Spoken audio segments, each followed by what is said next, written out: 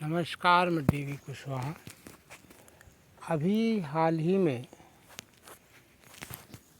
7 सदस्यीय बेंच ने 6 के बहुमत से जो निर्णय दिया, उस निर्णय से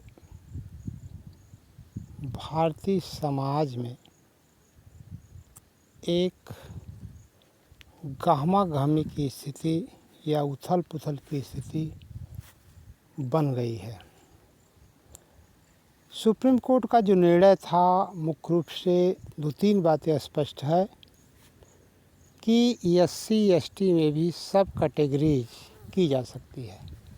इसका मतलब यह हुआ कि SC/ST की कुछ जातियों को कोटे में ही निश्चित कोटे का निर्धारण किया जा सकता है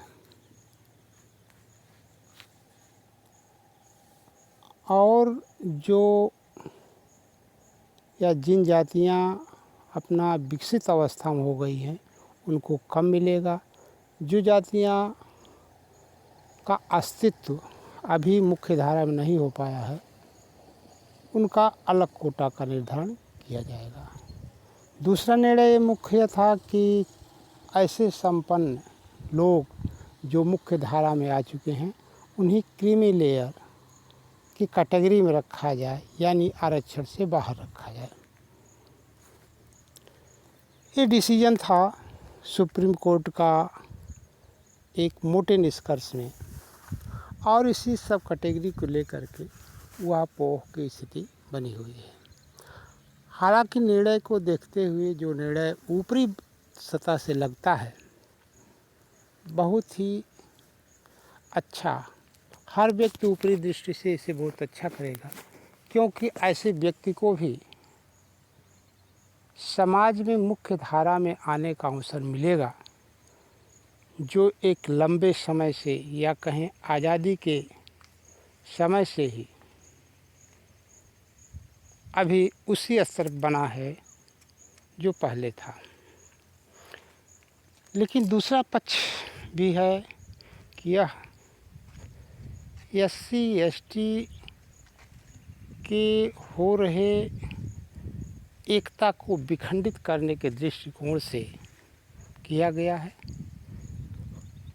यह उसी प्रकार से है जैसे हाथी के दांत, खाने को कुछ और, दिखाने को कुछ और। इस निर्णय को देखते हुए हमें 1905 के बंगाल विभाजन की याद आती है। इसमें लॉर्ड कर्जन ने जब विभाजन किया था तो दिखाया था कि प्रशासनिक दृष्टिकोण से बहुत बड़ा राज्य होने के कारण इसे 2 भागों में बांटा गया है या 2 भागों में बांटा जाएगा। लेकिन जो वास्तविक कारण था, हिंदू मुस्लिम एकता को नष्ट करने के लिए, उनमें अंतर्द्वंद पैदा करने के लिए ऐसा किया गया था। एक वर्ग विशेष को यह कुआं और खाई की स्थिति पैदा कर दिया है। अगर विरोध करते हैं तो उन्हीं में से उनके कुछ लोग उसके विरुद्ध हो सकते हैं, और विरोध नहीं भी करते हैं यानी समर्थन करते हैं,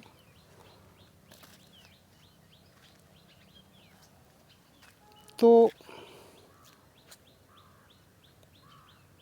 उनके यूनिटी भंग होने की संभावना रहेगी, एकता को छिन्न भिन्न होने की संभावना रहेगी। इस तरह से दोनों स्थितियों में उनको निर्णय लेना बहुत कठिन है, यानी साफ छछूंदर की गति या कुएं और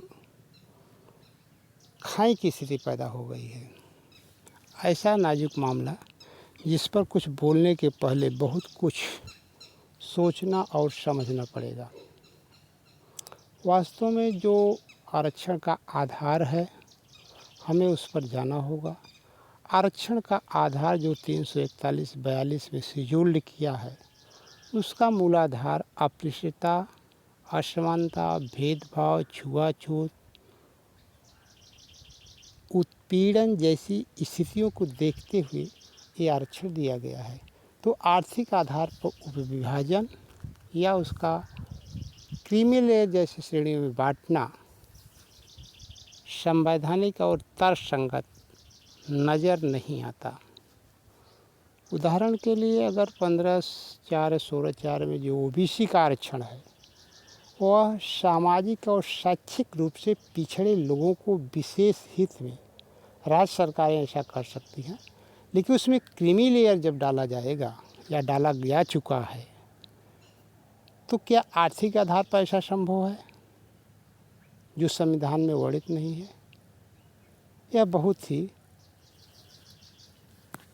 चिंतन और गहरा विषय है जिस पर मंथन और गंभीरता से सोचने की ज़रूरत है।